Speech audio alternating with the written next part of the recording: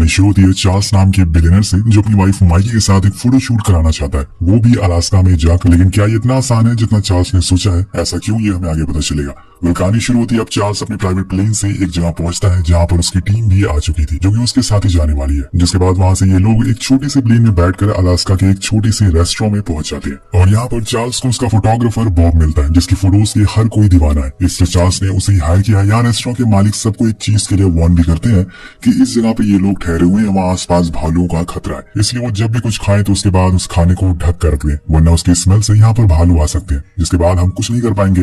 अब सब लोग उसकी बात मान लेते हैं और फिर अपने अपने रूम में जाकर सो जाते हैं।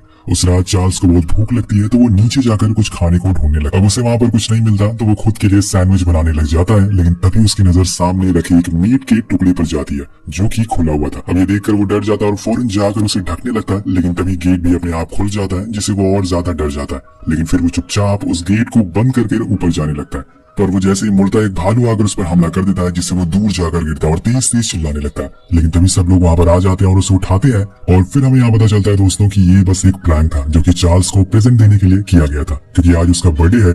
लेकिन उसे इतना ज्यादा डरा हुआ देखकर सब लोग घबरा जाते हैं, पर थोड़ी देर बाद सब कुछ नॉर्मल हो जाता है। अब सारे लोग केक काटते हैं और फिर माइकी चार्ल्स को एक वॉच गिफ्ट करती है जो कि बहुत ही महंगी थी। माइकी दोस्तों चार्ल्स की वाइफ है। वहीं दूसरी तरफ बॉब उसे एक चाकू गिफ्ट करता है जिसके बॉक्स में एक नोट भी लिखा था, लेकिन वो उसे खोलकर नहीं देखता, जिस वजह से उसे यहाँ पर हो जाती है एक बहुत बड़ी गलती। पर उसने नोट में क्या लिखा था ये आपको थोड़ी देर में पता चल जाएगा। दोस्तों बॉब ने उसे नाइफ गिफ्ट किया था तो वो उसे कुछ कॉइन्स देता है, क्योंकि ऐसा कहा जाता है कि जब भी आपको कोई नाइफ गिफ्ट करे, चाकू गिफ्ट करे, तो उसे कॉइन दे, इससे फ्रेंडशिप अच्छी होती है।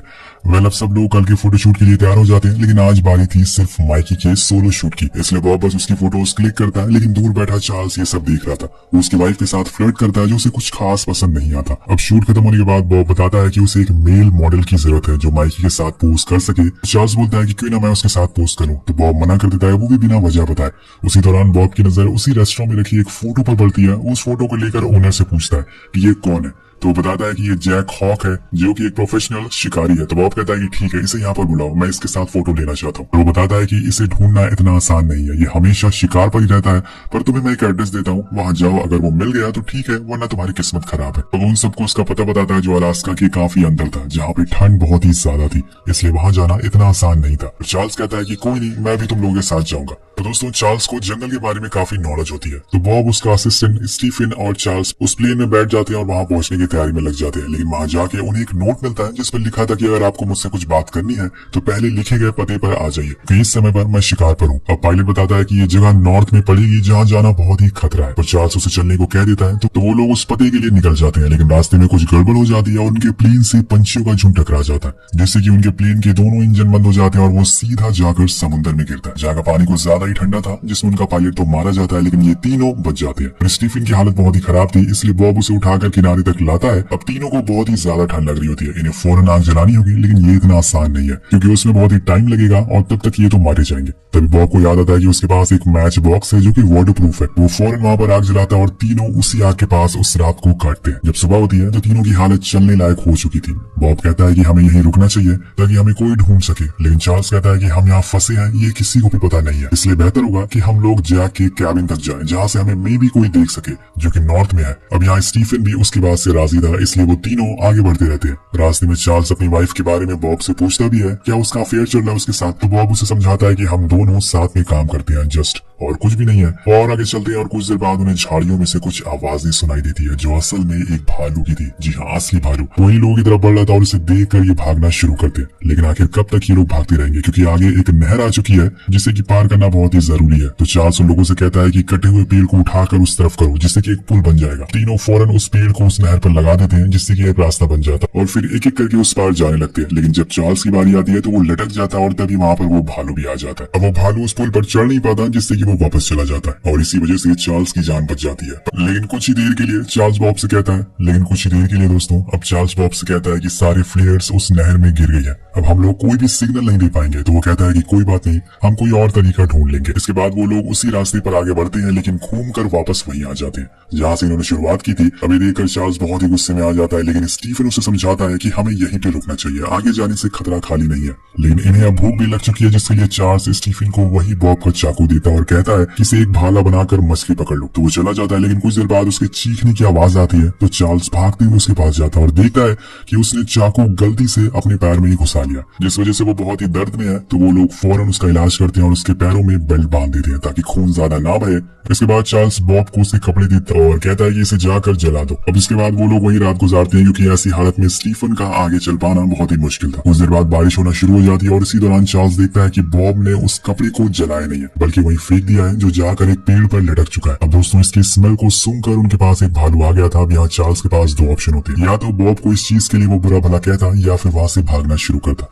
उसने दूसरा ऑप्शन चूज किया, लेकिन स्टीफन का क्या होगा, वो कैसे वहां से भाग पाएगा। तो चार्ल्स जलाई हुई आग को उठाता है और उस भालू को वहां से भगाने की कोशिश करता है, लेकिन इससे कोई भी असर नहीं होता, क्योंकि उसने स्टीफन को पकड़ लिया था। तो बहुत ही बेरहमी से वो इधर उधर फेंकता रहता है और चार्ल्स बहुत कोशिश करता है कि कैसे भी करके उसे बचा ले, लेकिन ऐसा हो नहीं पाता और लास्ट में वो दोनों थक कर वहां से भाग जाते और स्टीफन वहीं मारा जाता है।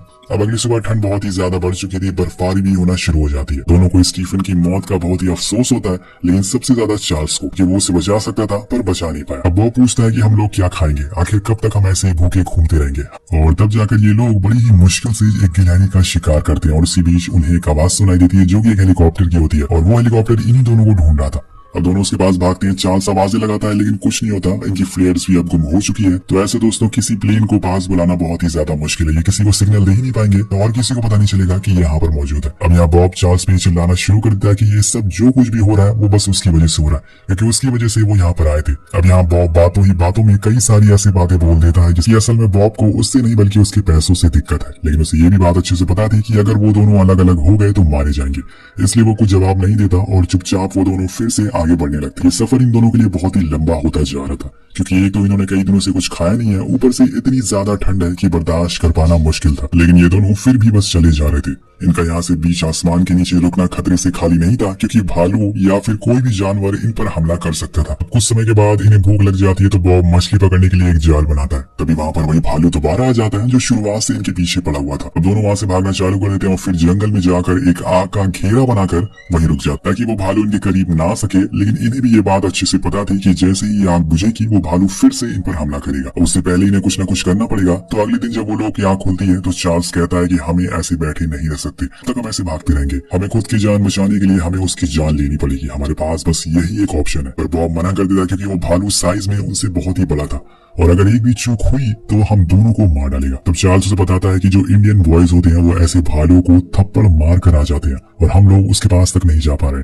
अब मैं तो उसे मारने जा रहा हूँ, अगर तुम्हें यही रुकना है तो रुक सकते हो। इसके बाद वो एक भाला बनाता है, जिसके आगे लगे एक कपड़े में वो खुद का खून लगा देता है, ताकि उसकी स्मेल से वो उनके करीब आ सके। वहीं बॉब कुछ देर सोचने के बाद उसके साथ चलने को राजी हो जाता है। दिन दोनों अपने हाथों में आग लिए आगे बढ़ते हैं, तभी अचानक से सामने वो आ जाता है। यहाँ पर तैयार है, लेकिन वो इन पर भारी पड़ना शुरू हो जाता है, जिस चक्कर में चार्ल्स खाई में गिर जाता है। पर वो भालू वहां रुकता नहीं, वो फिर से उनके पीछे पड़ जाता है और दोनों एक दूसरे के साथ नहीं छोड़ते।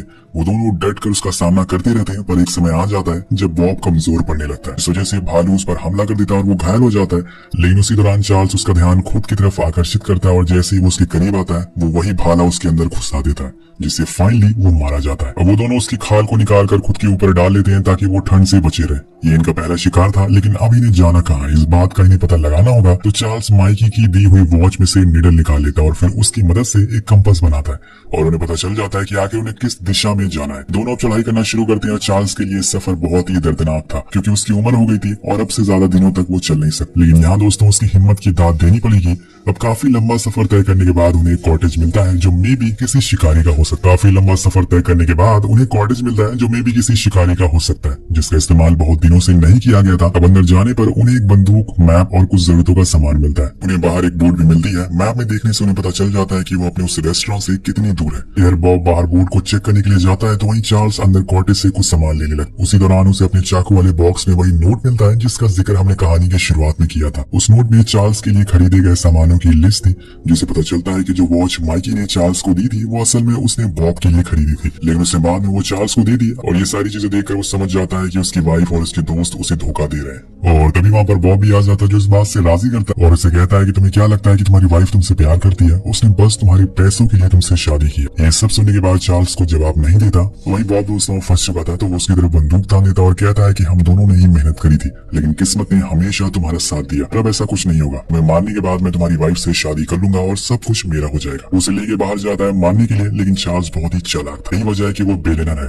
क्योंकि किस्मत के साथ साथ दिमाग की भी जरूरत पड़ती है जो बॉब के पास नहीं था। अब चार्ल्स उसे अपनी बातों में फंसा कर उसी जगह ले जाकर खड़ा कर देता है जहाँ पर एक ट्रैप लगाया हुआ था, जिसे वो देख नहीं पाता और सीधा उसी में जाकर गिर जाता है। अब नीचे गिरने की वजह से उसके पैर की हड्डी टूट चुकी थी। अब यहाँ चार्ल्स नीचे उतरता, उसने उसे धोखा दिया, इतना बुरा भला कहा, लेकिन वो फिर भी उसकी मदद करता है। एट द एंड वो उसका बचपन का दोस्त है। वो उसे वहां से उठाकर कॉटेज तक ले आता है, लेकिन तब तक बॉब बेहोश हो चुका था। चार्ल्स आसपास देखता है कि शायद उसे कोई मेडिकल किट मिल सके, लेकिन ऐसा कुछ वहां नहीं होता है और इसलिए वो उसके घाव को कपड़े से साफ करता है और कुछ देर बाद उसे होश आ जाता है। तो वो उसे ले जाकर बोट पर बैठा देता है और फिर वहां से दोनों जाने लगते हैं। अब बीच रास्ते में बॉब चार्ल्स से माफी मांगता है और रोते हुए कहता है कि वो एक अच्छा दोस्त नहीं बन पाया। तो चार्ल्स बोलता है कि ऐसा कुछ मत सोचो, तुम बस आराम करो, तुम्हें काफी चोट लगी है। कुछ देर के बाद वो एक किनारे पर आ जाते हैं जब बॉब कहता है कि तुम्हारी वाइफ की इसमें कोई गलती नहीं है, मैंने ही उसे अपनी बातों में फंसाया था, तुम दिल के बहुत ही अच्छे इंसान हो, मैंने तुम्हारे साथ इतना बुरा किया लेकिन तुम फिर भी मेरी मदद कर रहे हो। तब चार्ल्स कहता है कि मैंने तुम्हें और माइकी को माफ कर दिया है, अब कुछ मत बोलो, तुम बस आराम करो, सब कुछ ठीक हो जाएगा। लेकिन बॉब कहता है कि मैं अब मरने वाला हूँ, जिसे सुन के चार्ल्स गुस्से में कहता है कि अब तुमने दोबारा से मरने की बात की तो मैं तुम्हें खुद मार दूंगा। अब इसी दौरान वहां पर एक हेलीकॉप्टर गुजरता है और इस बार चार्ल्स वही गलती दोबारा नहीं करता जो उसने पहली बार की थी। जो आग उसने जलाई थी उसमें वो पेड़ की पत्तियां डाल देता है, जिससे कि वहां धुआं उठने लगता है और वो रेस्क्यू टीम वाले उसे देख लेते हैं। अब चार्ल्स फौरन बॉब को ये खबर सुनाने जाता है, लेकिन तब तक उसने अपना दम तोड़ दिया था। अपने सबसे करीबी दोस्त को खुद के सामने ऐसे मरते हुए देखकर वो रोने लगा, लेकिन वो उसे ऐसी हालत में छोड़कर वहां से जाता नहीं, बल्कि उसे अपने साथ रेस्टोरेंट तक वापस लेकर आता है, जहाँ पे कई सारे मीडिया वाले मौजूद थे। उसे ठीक हालत में देखकर माइकी बहुत ही खुश होती है, पर जब वो उसके हाथ में वही घड़ी रखता है जो उसने बॉब को दी थी, तो वो समझ जाती है कि उसे सच्चाई पता चल चुकी है। तभी एक रिपोर्टर चार्ल्स से पूछती है कि आखिर उसके सारे दोस्त कैसे मारे गए, तो वो कहता है कि उन्होंने मेरी जान बचाने के लिए खुद की जान कुर्बान कर दी। चार्ल्स दोस्तों भले ही बिलियनर बन गया हो, लेकिन उसने अपने दोस्तों को बचाने के लिए पूरी जान लगा दी, ये जानते हुए भी कि वो उसे धोखा दे रहे हैं। उसने पूरी कोशिश करी अपने दोस्तों को बचाने की, लेकिन वो नाकामयाब रहा। तो इस कहानी को देखने के बाद आपको क्या सीख मिलती है नीचे कमेंट करके